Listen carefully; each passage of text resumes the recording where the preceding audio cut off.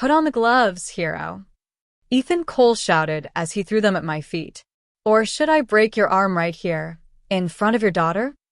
His father, Richard Cole, laughed behind him. The whole neighborhood went silent. People stopped eating. Kids stopped talking. My 12-year-old daughter, Lily, stood by the sprinkler. Her face had turned white. Her hands were shaking. They all thought I was just a quiet government worker. Even my sister, Emma, believed that. None of them knew the truth. For 11 years, I had led Army Special Operations security teams overseas. I kept that part of my life hidden. After my husband died, I wanted only one thing. Peace. A normal life for Lily. My medals stayed locked in a box. I bought a small house in Virginia. I planted lilac bushes along the fence. Whenever someone asked about my job, I smiled. I processed paperwork at the Defense Department. That answer was enough. Or so I thought. Then everything changed. A few months later, Richard bought the huge mansion next door. He was Emma's father-in-law, a rich shipping businessman. He acted like every conversation was a business deal. If someone wasn't wealthy, he barely looked at them. He arrived with black trucks, expensive furniture, workers everywhere, and one very clear message. He believed money made him untouchable. His son Ethan followed him. Big muscles, loud voice, even bigger ego. It didn't take long. Within days, Ethan started pushing delivery drivers around. Neighborhood kids ran away whenever they saw him. Then, he hung a heavy punching bag on our shared fence.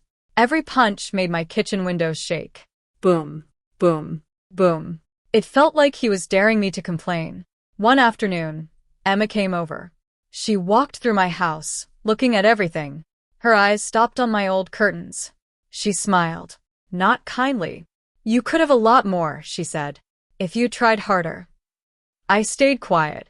There was no point arguing. But Ethan wasn't finished. One hot July afternoon, Lily was washing my SUV. Soft music played through the open window. She was smiling, just enjoying her day. Then Ethan walked over. Without saying a word, he reached inside the car. He grabbed the radio knob. Twist. Snap. The plastic broke in his hand. Garbage, he said. He dropped the broken piece at Lily's feet. Then he walked away. When I came outside, Lily was leaning against the car. Silent tears rolled down her face. I looked at the broken radio. Then at her. I walked straight to Ethan. Never touch my daughter. I paused. Or my property again. He stepped closer until we were almost face to face. What are you going to do? He smirked. File paperwork. I gave him one chance. Walk away.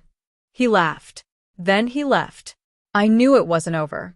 Weeks passed. Then came Richard's backyard party. Music played. Neighbors laughed. Children studied together at a nearby table. Lily sat with her friends. My lilac bushes stood beside the fence. Then Ethan walked over. He started kicking the branches. Flowers fell to the ground. Again. And again. Stop, I said. He ignored me. I repeated myself. Stop. Instead, he grabbed my collar. Training moved before anger could. I turned his wrist, broke his grip, shifted my weight, guided him forward. A second later, he landed face first in the grass. Not injured, not bleeding, just embarrassed. The yard became silent. An hour later, someone slammed on my front door. Bang, bang, bang. Richard stood outside. Ethan stood beside him. Emma stood behind them. You attacked my son. Richard shouted. I'll take your house. I'll destroy your career. I looked at Emma. I remembered our childhood. Stormy nights. Shared secrets. Years of being sisters. She rolled her eyes. Stop being jealous. Those words ended something inside me. Without another word, I closed the door. Then I sat beside Lily. Together we finished her math homework. Life moved on. Until Labor Day. Richard planned a neighborhood barbecue. Almost everyone came. Lily stayed close to me. She still remembered Ethan. Then Ethan arrived. This time, he wasn't alone. For friends followed him. All built like gym fighters. He walked into the middle of the crowd. then tossed boxing gloves at my boots. "Come on, hero." He smiled. "Fight me." People backed away. Nobody spoke.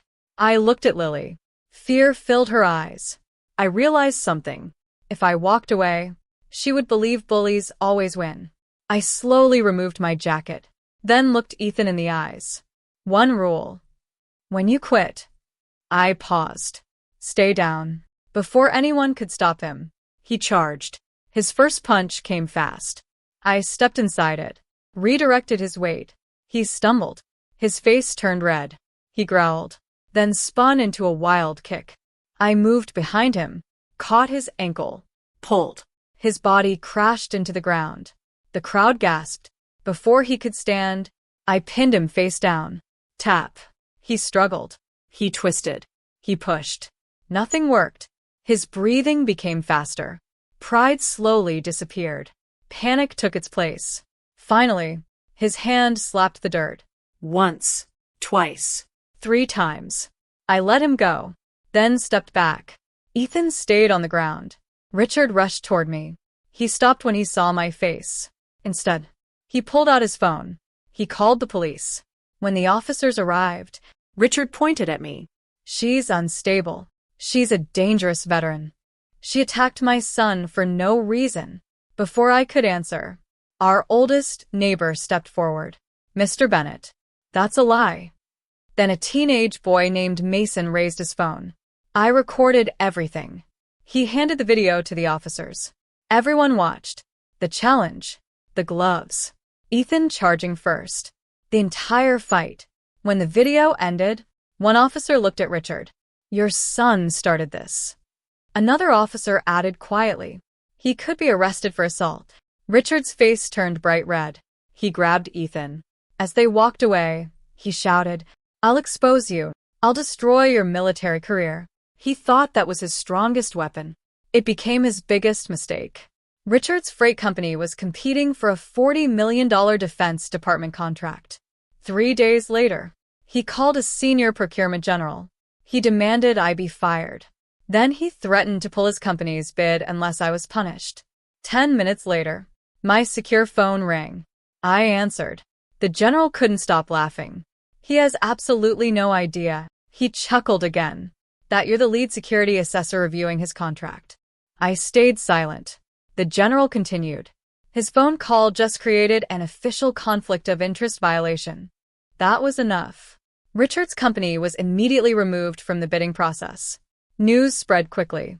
Investors pulled out. Banks started reviewing his loans. Major clients canceled contracts. The business he had built through fear started falling apart. Week after week, Ethan wasn't doing much better. Mason's video spread through local community groups. Everyone watched it. Everyone saw who started the fight. Soon after, Ethan's gym expelled him. They said they didn't tolerate public violence. 2 months later, a moving truck parked next door. Richard carried boxes. For the first time, he wasn't shouting orders. Ethan stayed hidden inside the truck. Emma quietly carried clothes from the mansion she had chosen over her own sister. She never looked toward my house. Not even once. The neighbors watched in complete silence. Then the truck pulled away. I didn't cheer. I didn't smile. I simply walked back inside. Lily sat at the kitchen table. Another page of fractions waited for us. I sat beside her. Outside, the lilac bushes moved softly in the breeze. Lily leaned her head against my shoulder. She looked up at me. "Are we safe now?" I kissed the top of her head. Then I smiled. "Yes." I held her a little closer. "Now we are."